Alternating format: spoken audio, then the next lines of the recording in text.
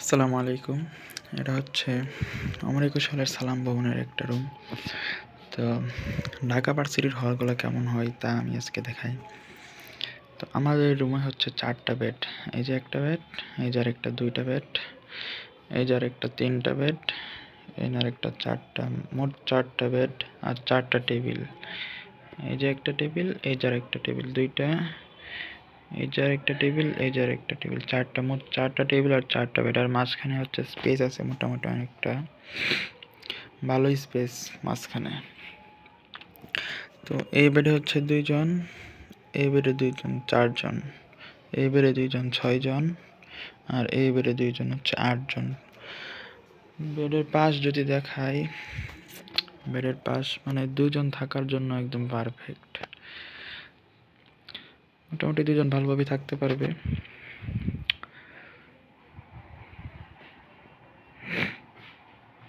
আর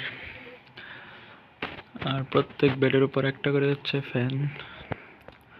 এই বছর ২০২৫ সালে লাগানো হয়েছে ডাকসুর উদ্যোগে। এই যে আরেকটা ফ্যান হল সংসদ থেকে লাগানো হয়েছে। এই যে এই বেডের উপর এই ফ্যান, আর এই বেডের উপর হচ্ছে এই ফ্যান। আর প্রত্যেক সিটের জন্য মানে মোট ৮টা সিট, প্রত্যেক জনের জন্য একটা করে লকারের ব্যবস্থা করা হয়েছে। এই যে উপরে একটা, এই যে একটা ২টা, এনে একটা ৩টা, এনে একটা ৪টা। আবার অপর পাশে এই যে একটা, এই যে একটা ২টা, এই যে একটা ৩টা, এই যে একটা ৪টা, মোট ৮টা লকারের ব্যবস্থা করা হয়েছে। আর এই দিকে একটা হচ্ছে বারান্দা।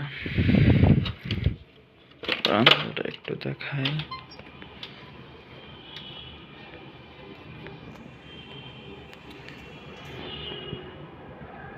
এই যে হচ্ছে বারান্দা।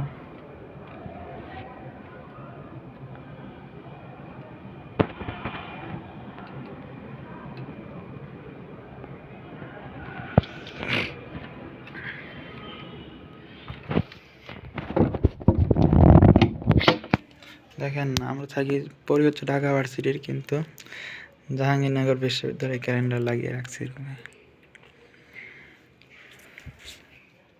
তো এই ছিল আজকের ভিডিও।